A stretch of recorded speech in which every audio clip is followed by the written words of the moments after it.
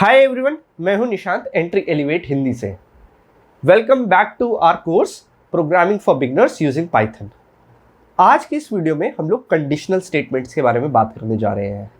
Conditional statements क्या होते हैं? तो कंडीशनल स्टेटमेंट्स जो है वो किसी एक एक्सप्रेशन या वेरिएबल के ट्रू या फॉल्स होने के अकॉर्डिंग प्रोग्राम का जो फ्लो है उसको चेंज कर देते हैं। ठीक है, तो आज हम देखेंगे कि किस तरीके से कंडीशनल स्टेटमेंट पाइथन के अंदर काम कर रहे होते हैं और क्या सिंटैक्स होता है इसको और कैसे हम इसको कोड कर सकते हैं। तो without any delay let's dive in. तो देखिए, जैसे यहाँ पे मैं आपको दिखाता हूँ कि कंडीशनल स्टेटमेंट किस तरीके से काम करते हैं। सपोज मेरे पास एक वेरिएबल है एज नाम का, ओके, और एज के अंदर कुछ वैल्यू है, सपोज 26 है, ओके। तो अगर मेरे को ये देखना है कि क्या ये एज जो है ये वोटिंग के लिए क्वालिफाइड है कि नहीं, ठीक है, क्या 26 की एज में हम लोग वोट कर सकते हैं कि नहीं, तो इस एज वेरिएबल का यूज़ करते हुए मुझे एक ऐसा प्रोग्राम बनाना है जिसमें मेरे को ये मैसेज डिस्प्ले हो कि अगर मेरी एज जो है वो 18 से ज़्यादा है, यानी मैं वोटिंग के लिए एलिजिबल हूँ, तो फिर मेरे को प्रोग्राम जो है एक मैसेज शो करे कि you are eligible for voting, और अगर ऐसा ना है तो कुछ ना करे। ठीक है, तो देखिए फिर ये किस तरीके से अचीव किया जा सकता है यहाँ पर। तो यहाँ पर मैं लिखता हूँ इफ़, ठीक है, और उसके बाद एक कंडीशन मुझे लिखनी होती है, ठीक है, कंडीशन। तो यहाँ पर मैं लिखूँगा एज, ओके। उसके बाद मैं एक कंडीशन लिख रहा हूँ, तो यहाँ पर एक कंडीशनल ऑपरेटर लगाऊंगा, ओके। यहाँ पे कंडीशनल ऑपरेटर में लगाऊंगा greater than equals to, okay, क्योंकि मुझे ये देखनी है क्या मेरी एज 18 या उससे ऊपर है या नहीं। ठीक है, फिर मैं यहाँ पे लिख दूंगा 18, ओके। तो अगर ये स्टेटमेंट ट्रू हो जाएगा, ठीक है, तो इस इफ़ के जो अंदर जो कोड ब्लॉक होगा वो एग्जीक्यूट होगा। तो आप देखिए, जब हम पाइथन में कोड लिखते हैं ना, तो यहाँ पर इस इफ़ कंडीशन के बाद जो कोड लिखना शुरू करते हैं, तो वहाँ पे इस तरीके से इंडेंटेशन दे के फिर लिखना शुरू करते हैं।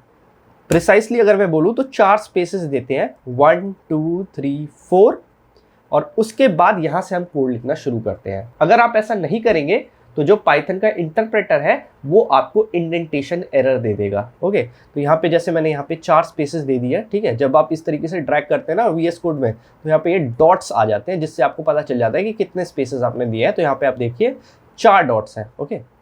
इसके बाद मैं यहाँ पे प्रिंट करा दूंगा, ठीक है, मेरा message you are eligible to vote, okay. तो ये मैंने यहाँ पे मैसेज लिख दिया है। इसको मैं सेव कर देता हूँ और एक बार रन करता हूँ कि क्या ये यहाँ पर ये जो मैसेज है ये शो कर पा रहा है या नहीं। तो मैंने इसको रन किया, तो देखिए यहाँ पे लिखा रहा है you are eligible to vote, okay. अगर ये 18 से कम रहता, ठीक है, 18 के बराबर रहता तो क्या होता वो भी एक बार देख लीजिए। 18 के अगर ये बराबर रहता तो भी यहाँ पे लिखा था you are eligible to vote, क्योंकि यहाँ पे हमने greater than and equal to, ठीक है, ग्रेटर देन इक्वल टू ये वाला हमने कंडीशनल ऑपरेटर यूज़ किया है, तो इक्वल वाली कंडीशन भी यहाँ पर जो है कवर हो जाएगी, ओके। अगर ये 18 से कम रहता, ओके, 18 से अगर ये कम रहता, मान लीजिए 17 रहता, और फिर मैं इसको रन करता हूँ, ठीक है, इसको क्लियर कर देता हूँ और फिर इसको रन करता हूँ, तो आप देखिए कुछ भी प्रिंट नहीं हुआ, ठीक है। आइडियली प्रोग्राम में अगर हम 17 या 18 से कुछ भी कम वैल्यू डालते हैं, तो वहाँ पर हमें इस तरीके का हमें मैसेज चाहिए कि you are not eligible to vote, ठीक है। अगर 18 से इक्वल या उससे बड़ा है तो ये वाला मैसेज आना चाहिए, और अगर ऐसा नहीं है तो फिर आना चाहिए you are not eligible to vote. ये कैसे अचीव कर सकते हैं हम? तो देखिए, फिर मैं नीचे गया और ये जो इंडेंटेशन दे के जो ये लिखना शुरू कर रहा हूँ ना, मैं यहाँ पे नहीं लिखूंगा, इसको मैं बैक ले जाऊँगा, ठीक है। और जहाँ पे ये इफ़ लिखा है ना, जहाँ से जिस पॉइंट से ये इफ़ लिखना शुरू हुआ है उसी पॉइंट से स्टार्ट करके मैं एल्स लिखूंगा, ठीक है, विदाउट इंडेंटेशन। तो मैं क्या कहना चाह रहा हूँ कि यहाँ पर देखिए अब 4 स्पेसेस थे, ठीक है, फिर मैंने लिखना शुरू किया था, यहाँ पर कोई स्पेस नहीं दी है मैंने, ठीक है। उसके बाद फिर मैंने एक कोलन लिखा और फिर मैं एंटर मार के नीचे आया। फिर देखिए यहाँ पर फिर से मैं ये 4 स्पेसेस जो है इसके बाद से लिखना शुरू करूँगा, ओके। और उसके बाद मैं लिखूँगा प्रिंट, ओके, और फिर ये वाला मैसेज मैं यहाँ पे कॉपी कर देता हूँ और यहाँ पे लिख देता हूँ नॉट, ठीक है, और इसको सेव कर दिया। अब देखते हैं, अब 17 के लिए यहाँ पर लिखा आना चाहिए you are not eligible to vote, ठीक है। तो देखिए वही लिखा रहा है you are not eligible to vote. तो इस तरीके से हमारा इफ़ एल्स कंडीशन ये काम करता है कि अगर ये कंडीशन ट्रू है तो यहाँ पर जो चीज़ें लिखी हुई हैं वो करो, ठीक है, इस इफ़ और अगला जो एल्स है इसके बीच में जो लिखी हुई हैं चीज़ें ये करो, ये सारे जो प्रोग्राम का आपका फ्लो है वो चलाओ। अगर ऐसा नहीं है, मतलब अगर ये वाली कंडीशन ट्रू नहीं है, तो जो ये एल्स के नीचे जो ये स्टेटमेंट्स लिखी हुई है ना, इनको एग्जीक्यूट कराओ एक एक करके। ओके, तो मतलब हम यहाँ पे प्रोग्राम के फ्लो को चेंज कर रहे हैं, समझ गए। तो देखिए अब अगला एग्जांपल देखिए, यहाँ पर भी मैं एज वेरिएबल लूँगा, ठीक है, लेकिन अब मेरे को ये नहीं बताना है कि जो मेरा पर्सन है यहाँ पर जिसकी एज मुझे गिवन है वो वोट देने के लिए एलिजिबल है या नहीं, बल्कि मुझे यहाँ बताना है कि अगर मेरे पास एज गिवन है तो उस एज के अकॉर्डिंग मुझे ये बताना है कि जो मेरा पर्सन है वो एक चाइल्ड है या एक टीनेजर है या एक अडल्ट है या एक सीनियर सिटीजन है, ठीक है। तो ये किस तरीके से बताएंगे, आइए इसको कोड करके देख लेते हैं। तो यहाँ पर मैं कुछ भी एज ले लेता हूँ, मान लीजिए यहाँ मैं एज लेता हूँ 15, ओके। तो फिर यहाँ पर मैं कंडीशन लिखूंगा इफ़ एज जो है वो लेस देन इक्वल्स टू 12 है, ठीक है, मतलब 12 साल या उससे कम है एज। तो फिर आप देखिए यहाँ पे ये चार स्पेसेस है, ठीक है। उसके बाद यहाँ पर मैं प्रिंट कराऊंगा, ठीक है, उसके बाद मैं प्रिंट कराऊंगा यहाँ पे you are a child, okay, you are a child. तो 12 साल से अगर कम उम्र है, 12 साल या उससे कम, तो मैं प्रिंट कराऊंगा यू आर अ चाइल्ड, ठीक है। तो देखिए यहाँ पर मुझे सिर्फ 2 नहीं बल्कि 4 तरीके के यहाँ पर कंडीशंस हो सकते हैं, ठीक है। या तो वो 12 साल से कम का हो सकता है जिसमें मैं उसको चाइल्ड कहूँगा, ठीक है, या वो अपनी टीन एज में हो सकता है जिसमें मैं उसको टीनेजर कहूँगा, यानी 13 to 19 हो सकता है वो, इस केस में मैं उसको टीनेजर कहूँगा। अगर वो 19 से बड़ा है यानी 20 साल से लेकर वो 60 साल तक का है तो मैं उसको अडल्ट कहूँगा, और अगर वो 60 साल से ऊपर है उस केस में मैं उसको कहूँगा सीनियर सिटीजन।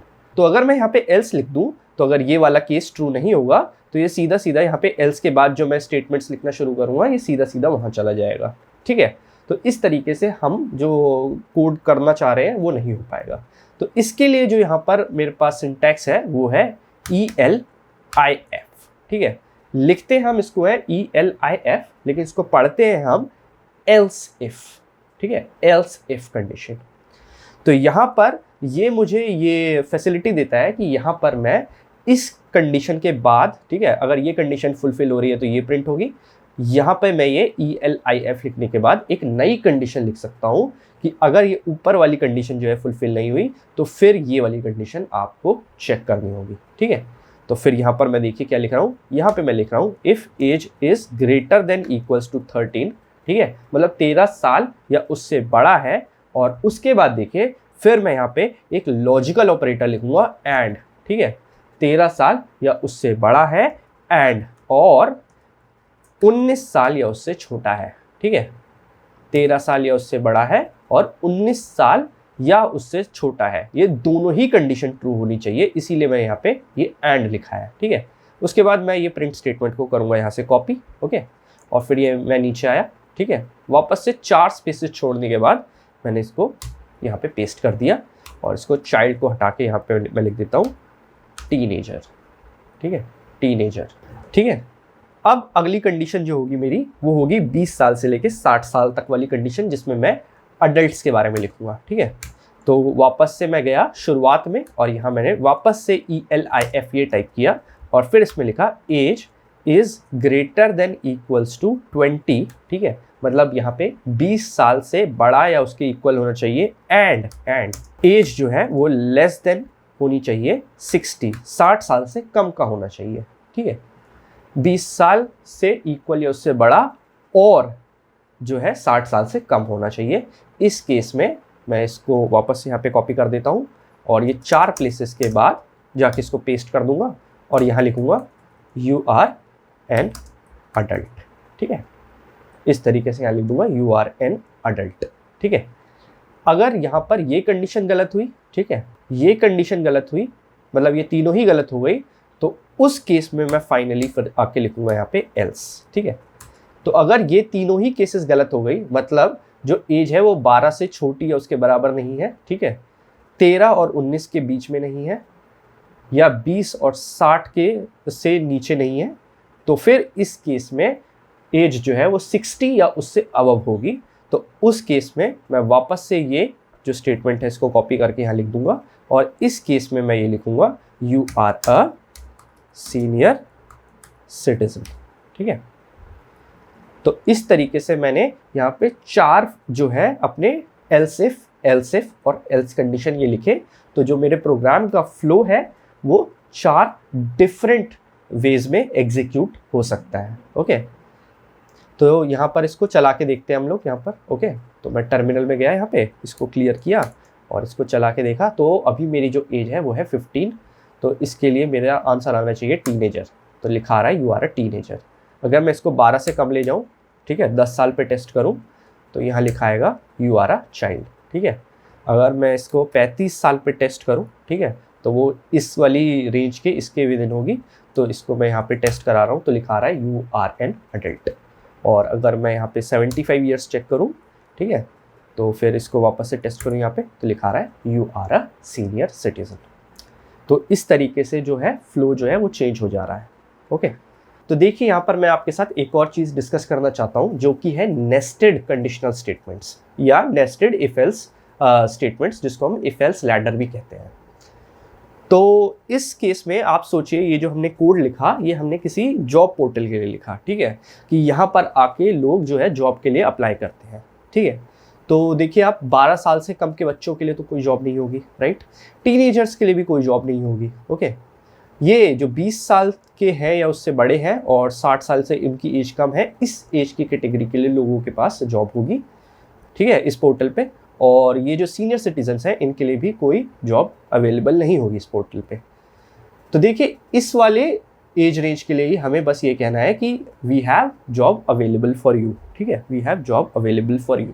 और बाद बाकी ये जो 3 जो कैटेगरीज हैं इनके लिए कोई जॉब हमारे पास नहीं है। तो सबसे पहले तो यही करते हैं कि इन 3 कैटेगरीज में जाते हैं। ठीक है, और लिख देते हैं we do not have job for you. Okay, we do not have job for you. तो मैं इसको कॉपी करके यहाँ इन तीनों कैटेगरी में पेस्ट कर देता हूँ। ठीक है, अब देखिए ये जो जॉब पोर्टल है ना, यहाँ पर हमें जो है एडुकेटेड लोग चाहिए। यहाँ पर अगर आपकी एडुकेशन क्वालिफिकेशन है आपके पास तो फिर यहाँ पर आपको जॉब मिलेगी। तो इसके लिए मान लीजिए मैं यहाँ पर एक वेरिएबल लिख लेता हूँ एडुकेटेड। ठीक है, एडुकेटेड, और इसको मैं ट्रू कर देता हूँ। ठीक है, ट्रू कर देता हूँ। तो अगर आप एडुकेटेड हैं तभी इस पोर्टल पे आपको जॉब मिलेगी, नहीं तो नहीं मिलेगी। तो इसके लिए मैं यहाँ पे कंडीशन लिखता हूँ इफ़ एडुकेटेड। ठीक है, बस इतना ही, सिर्फ एडुकेटेड वेरिएबल। क्योंकि इफ़ के बाद आपको ध्यान होगा तो मैंने आपको कहा था कि यहाँ पर कोई भी बूलियन वैल्यू होनी चाहिए, भले ही वो एक एक्सप्रेशन को इवैल्यूएट करके आए या किसी वेरिएबल से आ जाए, या फिर आप डायरेक्टली यहाँ पे ट्रू लिख दो तो भी चलेगा। ठीक है, बस यहाँ पे जो है बूलियन वैल्यू होनी चाहिए। ठीक है, तो इफ़ एडुकेटेड, अगर आप एडुकेटेड हैं तो फिर यहाँ पर कुछ काम होगा। ये देखिए यहाँ पे मैंने पास लिख दिया, क्यों लिखा है ये आपको बताता हूँ। और फिर यहाँ पर एल्स, ये देखिए आप, ये इस अंदर वाले इफ़ के ही सीधे में है। ठीक है, इसके सीध में ही है ये। तो जैसे ही यहाँ पर, तो इस तरीके से हमने इंडेंटेशन जो है वो बरकरार रखनी है नेस्टेड जो इफ एल्स है उसके लिए। और फिर यहाँ पे मैं अंदर पास लिख रहा हूँ। ठीक है, ये पास स्टेटमेंट क्यों लिखी है मैंने बता देता हूँ। तो अगर मैं ये पास स्टेटमेंट यहाँ पे हटा देता हूँ तो आप देखिए ये एरर आने लगेगा। ठीक है, तो इसको टेम्परेरीली इस एरर को सप्रेस करने के लिए पास लिख देते हैं यहाँ पर। ठीक है, कि यहाँ पर इम्प्लीमेंटेशन अभी बाकी है, फिलहाल मुझे एरर मत दो। ठीक है, तो मैं इस पास को हटा देता हूँ और फिर यहाँ लिखता हूँ कि चलो we have a job for you. अगर आप एडुकेटेड हो और इस एज रेंज में हो तो we have a job for you. ठीक है, और अगर आप इस एज रेंज में हो, ठीक है, बट आप एडुकेटेड नहीं हो, तो फिर ये एल्स कंडीशन ये चलेगी। और फिर यहाँ पर हमें वापस से ये प्रिंट करना होगा। ठीक है, वापस से ये प्रिंट करना होगा we do not have job for you. Okay, तो देखिए अगर मैं यहाँ पर 35 ये एज लेके चलूँ, ठीक है, 35 ये एज लेके चलूँ तो किस तरीके से प्रोग्राम एग्जीक्यूट होगा एक बार मैं आपको दिखा देता हूँ। ठीक है, एडुकेटेड जो वेरिएबल है वो ट्रू है। तो सबसे पहले ये आएगा इफ़ कंडीशन में जाएगा और ये कंडीशन जो है इसको इवैल्यूएट करेगा। ठीक है, तो देखेगा एज जो कि है 35 लेस देन इक्वल्स टू 12, तो इसको आंसर मिलेगा फॉल्स। तो जब इसे फॉल्स आंसर मिलेगा तो ये वाली कंडीशन है ना, ये एग्जीक्यूट नहीं कराएगा। ओके, फिर ये जाएगा अगले एल्स इफ कंडीशन पे और देखेगा कि एज जो है वो greater than equals to 13 and less than equals to 19 हो। ठीक है। तो ग्रेटर देन इक्वल टू 13 तो है but less than equals to 19 नहीं है, तो ये भी इवेलुएट होके फॉल्स आ जाएगा क्योंकि यहाँ पे हमने एंड ऑपरेटर लगाया हुआ है, राइट। तो फिर ये वाली स्टेटमेंट्स भी जो है ये एग्जीक्यूट नहीं होंगी। फिर ये आएगा इस वाली कंडीशन पे और देखेगा यहाँ पर एज जो है ग्रेटर देन इक्वल्स टू 20, हाँ है, ठीक है, 35 ग्रेटर देन इक्वल टू 20 है, एंड एज लेस देन 60 ये भी है, ओके। तो मतलब कि ये अब यहाँ पर ये इंडेंटेशन के अंदर वाला जो ये पार्ट है ये स्टेटमेंट्स इनको एग्जीक्यूट कराने की कोशिश करेगा। तो यहाँ पर ये देखेगा print you are an adult, ये वाली लाइन प्रिंट हो जाएगी यहाँ पर। उसके बाद फिर आएगा ये इस वाली इफ एल्स कंडीशन में जो नेस्टेड वाली है, ठीक है।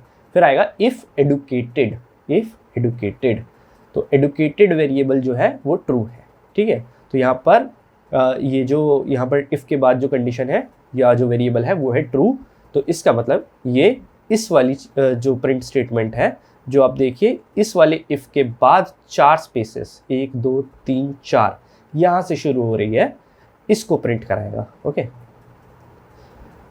तो एक बार इसको रन करा के देखते हैं, ठीक है। तो यहाँ पे मैंने रन कराया तो लिखा रहा है यू आर एन अडल्ट, यानी ये लाइन नंबर 11 जो है वो प्रिंट हुई और फिर लाइन नंबर 13 प्रिंट हुई क्योंकि ये लिखा रहा है we have a job for you, ठीक है।